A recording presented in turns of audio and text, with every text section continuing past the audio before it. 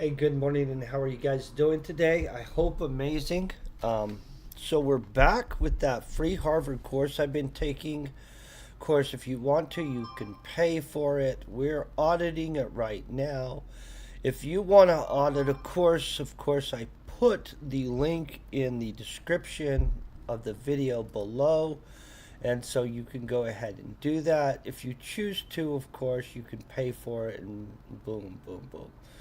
So I got through this section 19 on the videos. So I have literally day 20 through 25 left. So I'm going to probably watch 3 hours like today and 3 hours tomorrow, and I'll be through all of the videos. That'll be kind of nice. Let's just be honest.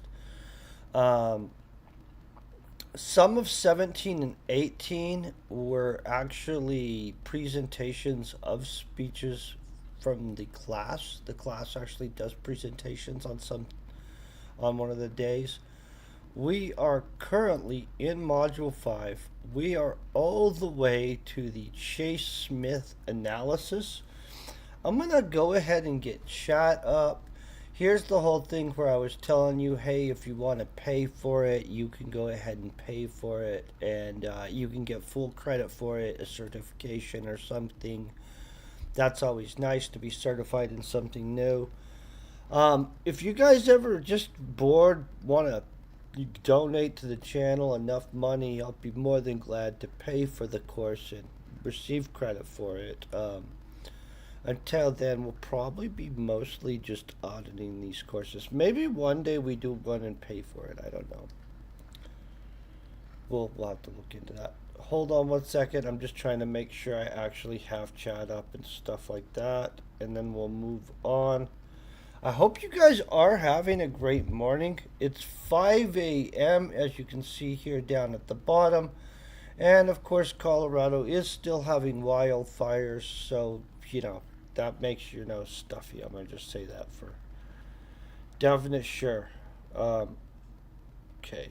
Yep, we got chat up. Let's do this. Let's got chat up and forgot to turn off the volume of this dang phone that I used to check chat. Sorry about that. Okay. Don't feel that I have my crap together at all this morning. So this morning we'll be listening to the speech that we read yesterday and that we annotated. It's a speech by Margaret Chase Smith. It's a declaration of conscience. Margaret Chase Smith was a Republican. It is in rebuttal to McCarthyism. We're going to go ahead and play it unless we play it and all of a sudden it takes us to some link that we know is copyrighted, okay? Not, we're good, Harvard. This is Margaret Chase Smith. Margaret Chase Smith belonged to Oh, what he's going to party? read it. Oh, I just told Yes, you guys this. she's a Republican. She's a senator from Maine. Margaret Chase Smith is addressing her colleagues. When she begins, Mr. President, whom is she addressing? Yes, the President of the Senate. This is not an address to the President of the United States. It's an address to the President of the Senate. The United States Senate has long enjoyed worldwide respect as the greatest deliberative body in the world, but recently that deliberative character has too often been debased to the level of a forum of hate and character assassination, sheltered by the shield of congressional immunity. So you should know that when you are a member of the House of Representatives or of the Senate and you speak on the floor of either of those chambers, you are fundamentally immune from the laws It's under of libel debate clause. and slander. That is to say, you are Valid. able to say, as she explains in the next paragraph, that you are protected in your speech in a way that no one else is.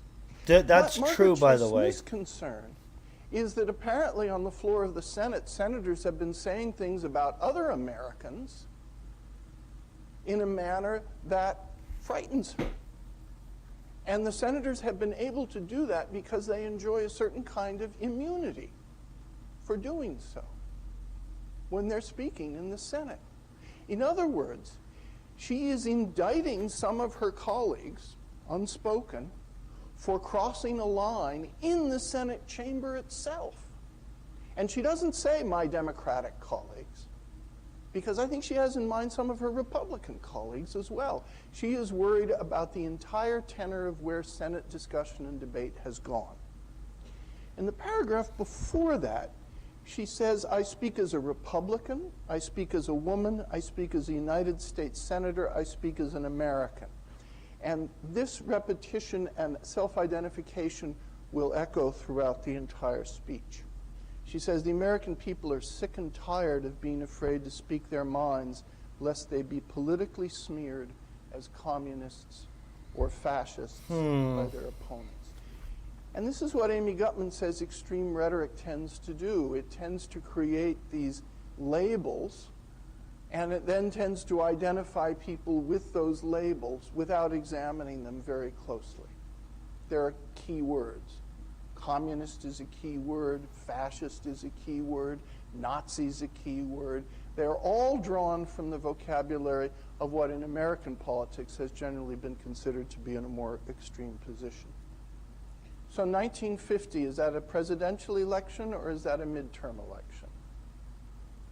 Midterm, yes, this is a midterm election. So she's getting ready to talk about the midterms. This speech.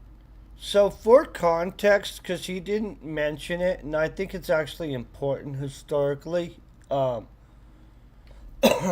she was a Republican, but reality-wise, you know how a lot of people are their spouse's political party? And I'm not totally putting that on it, right? Her husband held the seat that she was holding. Her husband passed away. And I've never understood how this happens with any political party at all. But somehow she took over the political office left vacant by her husband's passing. So I don't know enough about it outside of that, but I feel it's very important to point out that she's a Republican politician, yes, but basically she's a Republican politician who was married to a Republican politician, and in his death, she took over the office. She was like his secretary and other stuff and did help him out. And I don't remember enough of the rest of the story to get, deep into the weeds of it. But it's not just like, she wasn't like her own independent. She just got there out of nowhere. That's it. I just thought that was relative. Speech is given in June. The midterms are coming up in November. But I do not want to see the Republican Party ride to political victory on the four horsemen of calumny. What is calumny? I believe it's a form of untruth, a lie. It is. We looked it up yesterday. Yes. Could you be any more specific? That's a good guess. I think slanderous Yes, lies. it has to do with personal attack of an untruthful kind. Exactly, yes. Not just something that's untrue or a lie. Calumny is something that you so are many accusing great words in someone this of class. in a harsh way, which very often does turn out to be false. And when it's used in this sense, she means it is false. Now, where does the image the four horsemen come from? Yeah, that's fine. Yeah, the four horsemen of the apocalypse. Four horsemen of the apocalypse in religious scripture are not very pleasant characters. They destroy a country. They destroy a people. Fear, ignorance, bigotry, and smear. I'm looking to the side because I'm kind of Now reading you it. might figure out your own names for the four horsemen of calumny. The concern here is that fear, ignorance, bigotry, and smear will lead to what? There can be a tacit consent given by certain forms of rhetoric for people to act in ways that they otherwise would not act. Proving that link is very hard to do. It's very hard to prove a direct link between certain forms of political rhetoric and violent actions. Because very often the people who take those violent actions are already unstable individuals. However, I would argue that there is a link between political rhetoric and extreme political rhetoric and the atmosphere that can be conducive to certain individuals taking violent actions. It's very hard forensically to prove that, but there are many instances of individuals who have taken violent actions whose notebooks, whose computers, and whose letters are filled with a kind of hateful rhetoric that would not normally be acceptable in the country, but that at times does seem to become acceptable. It's pernicious. And Margaret Chase Smith is trying here to make a case against it. If you have not yet watched the Army McCarthy hearings on the reserved video, please do watch them. I haven't seen it yet. You will see the downfall of Joseph McCarthy in terms of rhetoric. The headnote to this speech, I believe, mentions that it's a man who's actually from Harvard Law School, who is the lawyer for the U.S. Army and defends the U.S. Army against the charges of being filled with communists that McCarthy had leveled at it. And that was a man who finally got McCarthy in a corner in these hearings and said, "At last, sir, have you no decency? Have you no decency?" And McCarthy was left at the table trying to speak while everyone started filing out. He had lost that confrontation in a serious way. Good to know, right? Such a fascinating class. Okay, moving forward some more. Instructor analysis. Select instructor. Oh, yeah, we're just going to look at the instructor's analysis of the annotations. We did our own already. I feel we did good. So, boom. The instructor is super concise with his. Ready? HX, Harvard staff. Is it his? No. I don't think it is. Maybe it is. Let's see. The other one, there was one. Oh, he has more than 50 annotations on this frickin' thing, you guys. What the heck? Load next 50. Yeah, I want to see the next 50. Oh, there really aren't. It was just messing with me, guys. You're good. We're good. I thought he had annotated it to some insane, crazy level that is not. Okay. This, Mr. President, I speak as a... Oh, I nailed this. And it's an anaphora. Okay, so we're good on that one. I think that it's high time. Here, by inversing the order of the term, Smith emphasizes that political...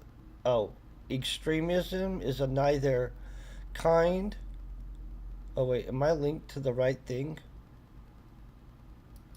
Oh. Okay. Hi. Oh, you know what? Well, where's the linking to this?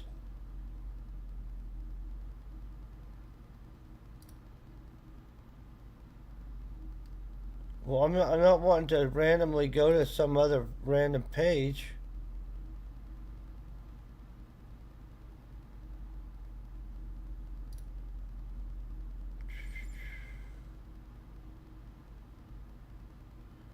Insignatio, or opening, is an appeal of ethos. Okay. Then this is the one he's saying is the anaphora.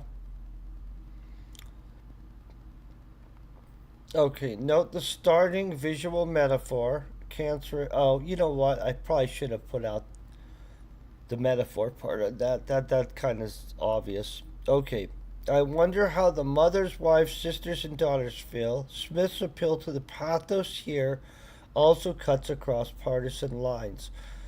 Yeah, I agree to... I think sometimes you like to overblow the intellect behind those speeches, but for the most part I agree. As an American... The anaphora, as an American, here underscores an appeal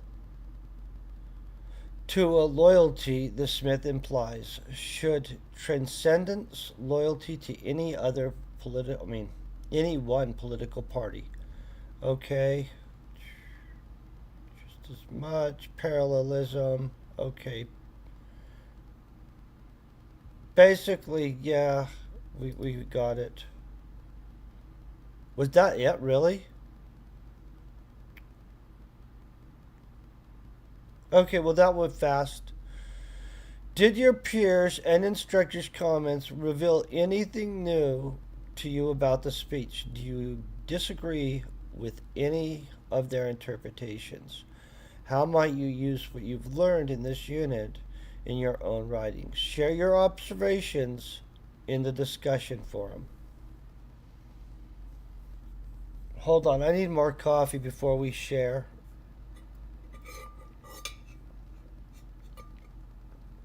Technically, we're sharing right now. Okay, discussion forum. What are we going to say here? How are we going to use it?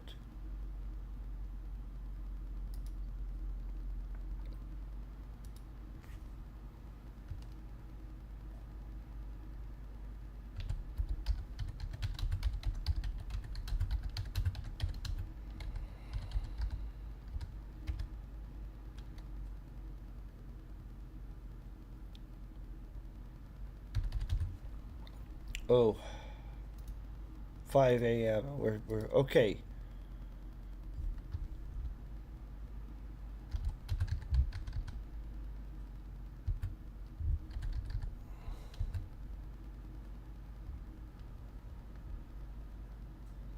Trying to think of how I'm putting this in my head right now.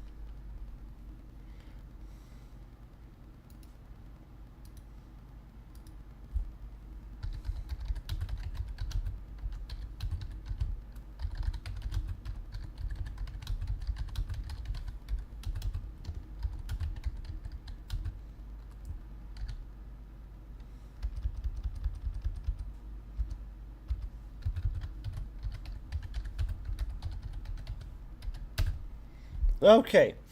The tools provided by this course are amazing. The understanding of the impact of different styles, deliveries, and tropes will make my writing better for sure. Oh, let's just.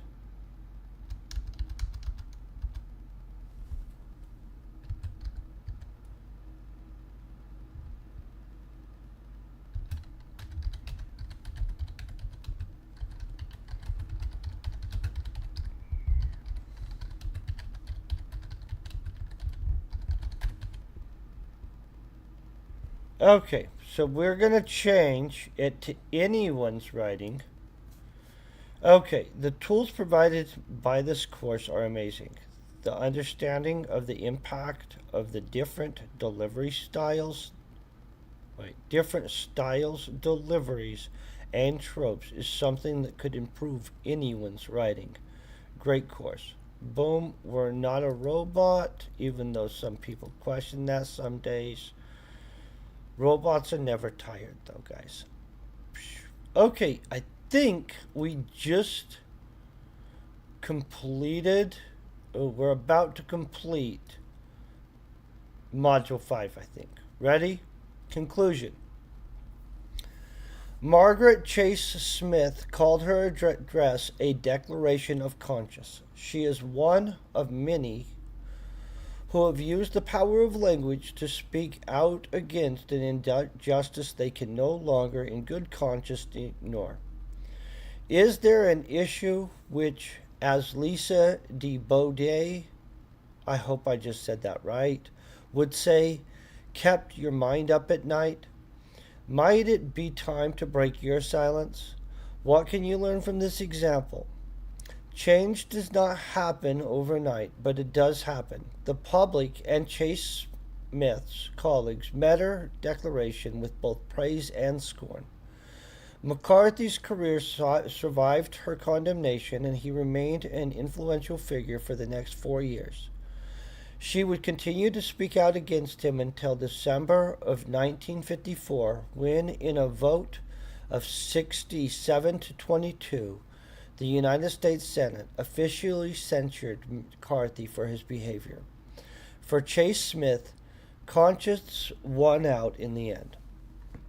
For a time, it seemed the country might heed the wisdom of her words and turn away from the suspicion and accusation in the name of national security. This became more difficult each time the nation faced a crisis.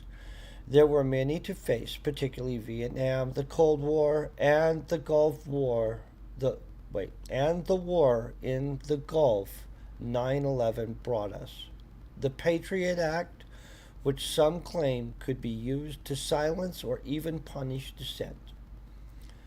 Today, Americans from all sides routinely blame those who do not agree with them as unpatriotic or even dangerous. Freedom and safety are difficult to balance at the best of times.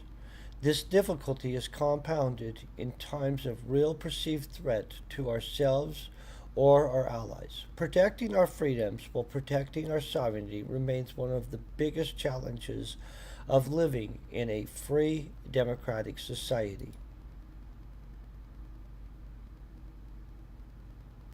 Oh, we're probably going to listen to Lisa Baudier's thing on this. Oh, please tell me I'm not going to have to annotate this lady's stuff too.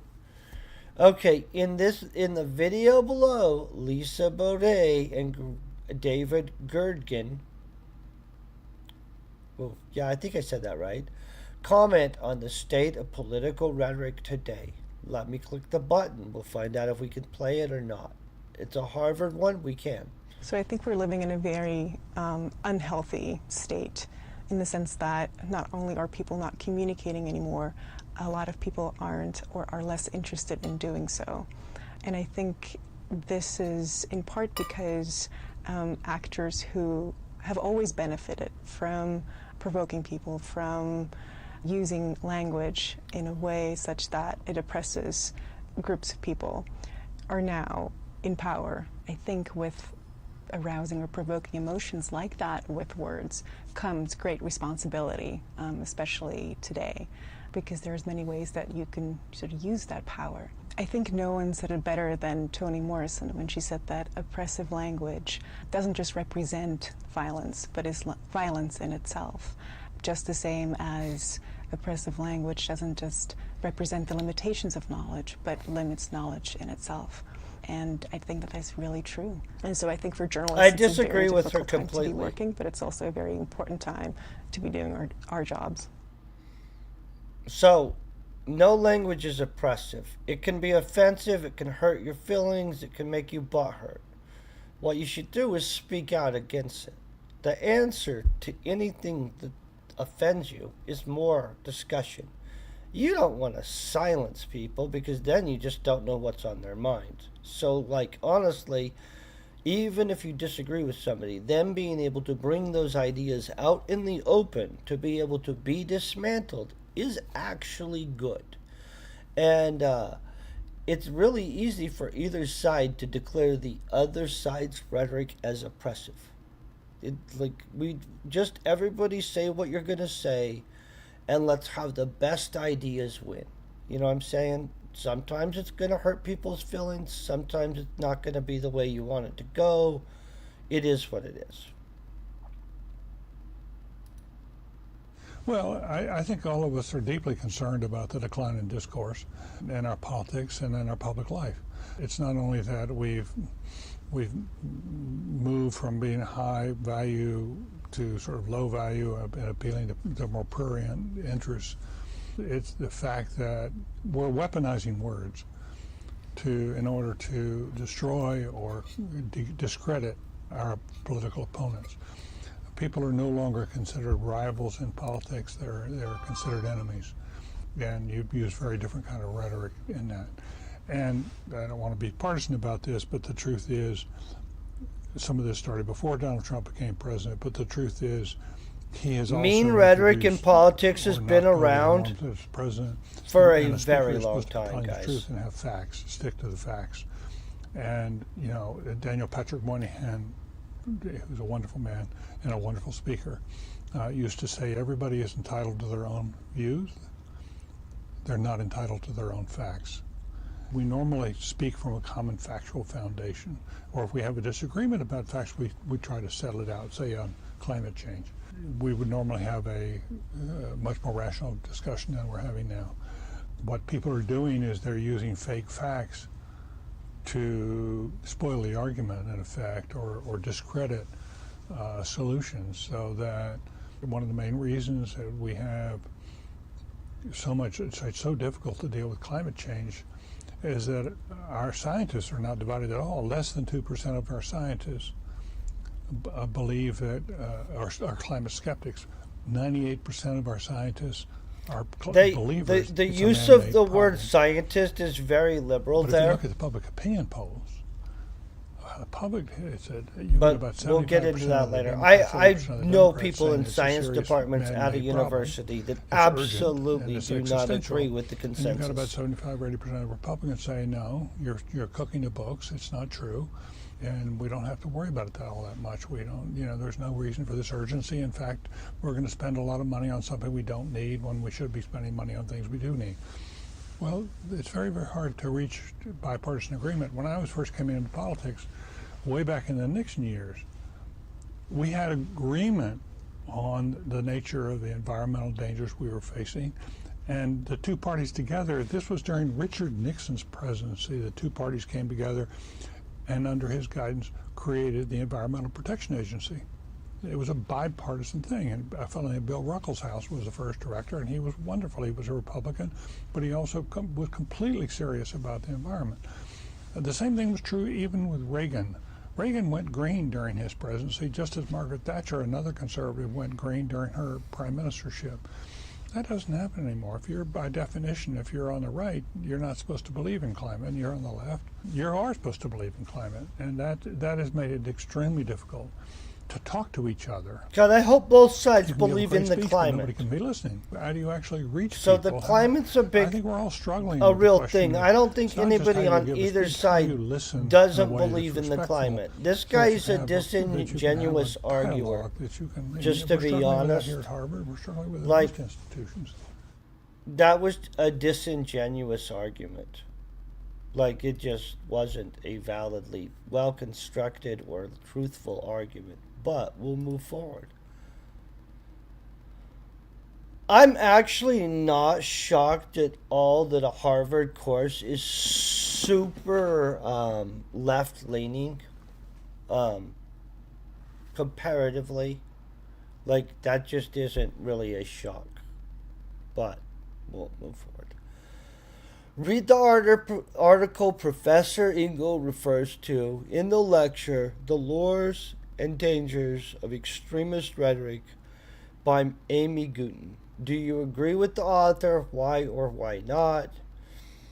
Has her analysis changed your thinking, sparked new ideas, provided support for your own argument? What is the relationship between extremist rhetoric and the logical fallacies we have discussed in this unit? Note that this article was published in 2007. Some would argue it is even more irrelevant today, both in the United States and around the world. What, if anything, has changed? Share your thoughts in the discussion forum. Honestly, since it's the same discussion forum and it's not a new forum with each of these things, it's kind of pointless to just keep doing that. You see how we are right here with one of our posts from 9 minutes ago? And most of these people are being like, hello, I am blah, blah, blah from blah, blah, blah. Let's read this, though, and like knock that out. If it's something we can read. Okay, so this looks like it. University leadership. The lore and dangers of extremist rhetoric, which is just a way to be like, we don't like this group of speech. We don't want to do that. All speech is good speech, guys, even if you don't like it. Fall 2007, Daedalus, the Journal of American Academy of Arts and Science. The Daedalus, that's what it is. Okay. The Lore and Danger of Extremist Rhetoric by Amy Gutman. In a democracy, controversy is healthy. Complex issues as far-ranging as immigration, healthcare, military interventions, taxation, and education seldom lend themselves to simple consensual solutions. The public interest is well served by robust public argument. But when disagreements are so driven and distorted by extremist rhetoric that citizens and public officials fail to engage with one another's reasonably or respectfully on substantive issues of public importance, the debate degenerates, blocking constructive compromise that would benefit all sides more than the status quo would. Like many scholars, American citizens today discern a link between impoverished, divisive discourse that pollutes our politics and culture, and the diminished capacity of America's political systems to address intelligently, let alone solve, our most challenging problems, from health care to global warming, from public education to social security, from terrorism to this country's eroding competitive advantage in the global economy. To help us understand the nature of this link between extremist rhetoric and political paralysis, let us begin with an example of extremist rhetoric in entertainment, where it is even more common and far less controversial than in politics. Many Americans over the age of 40 may remember the weak point counterpoint segment from 60 Minutes, which pitted the liberal Shanna Alexandra against conservative James J. Patrick. I don't remember this in any capacity at all. No idea what they're talking about, but whatever. Even more will recall the spoof of point counterpoint from Saturday Night Live when Dan Aykroyd resorted to a show of verbal pyrotechnics as he drove a single point to the ground while affecting Jane Curtin as a arrogant slut. I don't know who that is either. I don't know the skit or anything about this. I'm lost on what they're talking about, but whatever. I know what Saturday Night Live is, and I know who Dan Aykroyd is. That's the only important part. Jane and Dan were clearly not out either to advocate the public interest or to respect one another, nor should they have been. SNL is, as they say, entertainment, and what extremist rhetoric is intentionally outlandish, it makes for great entertainment. But when it's politically for real, extremist rhetoric has far less benign effects on democratic discourse.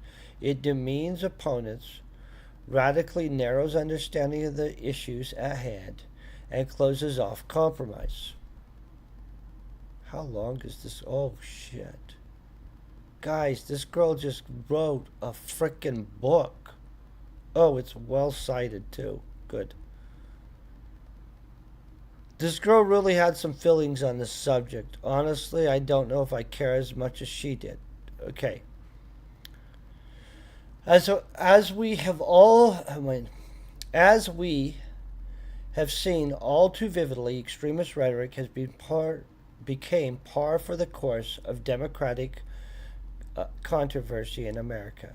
It dominates cable TV news. Talk radio is even more extreme. The public issues discourses are complex and important, but little light is shed on them. The entertainment, that of wrestling matches with far less demonstrable skill. Serious extreme rhetoric has two defined features. First, it tends towards single mindedness on any given issue. Second, it passionately expresses certainty about the supremacy of its perspective on the issue without submitting itself either to reasonable tests of truth or to the reasonable public debate. Which I would say that this argument that there is such a thing as extremist rhetoric that needs restricted is extremist rhetoric and needs restricted. I'm just joking. I don't believe that. Extremist rhetoric, of course, admits of degrees. Imposing single-minded certainty on just one complex issue is extremist, but not as much as being single-minded on every issue. Likewise, the certainty with which one argues a point may be more or less impervious to evidence and argument. Extremist rhetoric also comes in many secular and religious varieties. Is she going to actually make a point? I'm going to just glance over this. Honestly, the value of this that gets well written junk is my honest opinion on this. Like, she's going to talk for frickin' this many pages and it's just shit. Like, it's well written shit. Like, that's my opinion of this. I would write that in the classes thing where they want me to say it. Let's just go to her to sum it up. I'm honestly not in a mood at 5 a.m. to read some academics' overly expounded crap that made them feel smart one day. Like, honestly, if you can't sum up in less than this your argument on language, you suck at language. I know that sounds mean. So let's go to where she actually sums up. To sum up the significant dangers that extremist rhetoric today poses to a constitutional democracy, it shuts out consideration of competing values that are basic to constitutional democracy. Restricting speech definitely also would for sure shut out those values, since speech is the one thing guaranteed. It shuts down constructive conversations. Shutting down people's ability to say extremist rhetoric shuts down conversations around extremist rhetoric. It denigrates and degrades rather than respecting those who beg to differ. Abortion rights proponents become, in all honesty, you have a right to call somebody all this stuff. Anti-abortionist people, these are all, you have a right to say this. This is what you're supposed to be able to say at each other. Like, so what? It even discounts the intelligence of the followers of rhetorical excess. Call to Rush Limbaugh talk shows are known as ditto heads because they form an amen chorus to Limbaugh's extremist rhetoric. This is true. This is true of that show, The View, and a few others. We're going to go to her final things. So she summed up everything up here, right here. That's how overly written this crap is, just so you guys know. Okay. Amy Gutman, a fellow of the American Academics since 1997 and president of the University of Pennsylvania.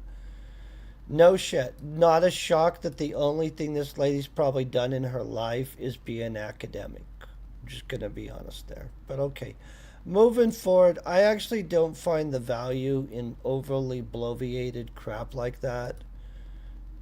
So we're just going to move forward. That might be me having a bad idea or attitude about that, but I actually didn't feel that there was a significant amount of value to reading that lady sum up what she could sum up in 5 sentences over 5 pages. Okay. Speech writing advice. This guy's advice is probably super good. Harvard is known for its speech writing and speeches. And this is a rhetoric class. Keep it short. Ted Sorensen used to work for John Kennedy. Boom! Said, if you've got a paragraph and it can be expressed in a sentence, put it in a sentence. If the sentence can be shortened, take it down 3 or 4 words. If you can get away with 1 syllable instead of 2 syllables, do that. For a long, long time, people used to use Aristotle as the master teacher and wrote a book. He wrote a book about rhetoric. And I try to tell students at the Kennedy School, look, go back to Aristotle if you're thinking about how to write a speech or even an op-ed piece. And Aristotle said there are 3 things. There's ethos, pathos, and logos. Okay, so ethos is about you, who you are. So why should I listen to you? You got to give me a little bit of information about ethos is about ethics for me to listen to you. Otherwise, you're just mouthing off. Logos is the logic of a speech, and that's what's really critical. Peggy Noonan, who wrote a lot of Reagan speeches, would argue everybody's looking for one-liners, and that what you really want to do is look for logos. Get the logic of your message down. Here's the danger we face as a country with climate change. Here are 3 options of what we can do. Here's the option we need to take. But walk people through on the logic. The pathos is emotional manipulation. And the speech needs to do that too. The best order frequently is to have a little pathos up front, have a little bit of emotion up front as you get clear in your throat and getting rolling, and a little ethos up front. Make the bulk of your speech about your arguments, your logos, but at the end, save time for an emotional closing. You want to apply the pathos. You want to get people up and running, and you got to. What do you want people to do when they leave the room? Do you want them to keep remembering the speech and go out and act, or do you want them to think? You got to ask yourself what purpose is. But if it's acting, it's especially important to give them a sense of hope, and to give them a charge. Let's go out of here and win this thing. You can see that with, say, the Parkland kids on school guns. You can see that with other people like Malala and others around the world. Those kinds of instincts everybody has. And what you find is, in most cases, if any one of us is asked to give a speech, we can do a reasonably good job. But if you really want to give a good speech, a memorable speech, then you got to work at it. It's worth remembering that when Winston Churchill was going to appear in Parliament, who was by far and away the best English-speaking person of the 20th century, he would spend as many as 12 hours preparing for a speech in Parliament. He'd spend, basically an hour a sentence or so. I mean, it was incredible how much time he spent in doing it, but it worked. Okay. Taught you, bro. We're moving forward. Bang. So we don't get to do this. Let's open the brainstorm thing up. Then we'll grab it. Then we'll switch back. And then we'll drop our outline back on this. Because in all honesty, we can't be graded on this anyway. So that is our outline. It's okay. We're going to move forward. There's our speech outline. This is module 6. This is where we're going to start tomorrow. That'll leave us with me having to still watch 7 No, 6. I have 6 video classes to watch. So I have 6 hours of stuff to watch, and we have 2 modules left. And so we're finally to module 6. We have module 6 and 7. I don't know how big 7 is. I don't know how big this 6 is, just to be honest. I need to go back and fix some of the stuff in the back area. Obviously, we need a 65% to pass the course. We'll easily pass through that. Well, this is what I need to go back and green check mark all this stuff back here behind us. So we're all the way. Ooh, maybe I'm wrong on this. Maybe we're yeah, we have this left. We have learning goals, analysis, Kennedy, blah blah blah. I have to go and get the green check mark to click in on these. And we're done on conclusion on 7. I'm going to watch through all of the videos. So we're about to wrap this class up. It's just going to take a little bit longer. Not very much, though. I want to thank you guys for hanging out and being just awesome. I want to say peace and very best wishes, and I hope you guys have a great day.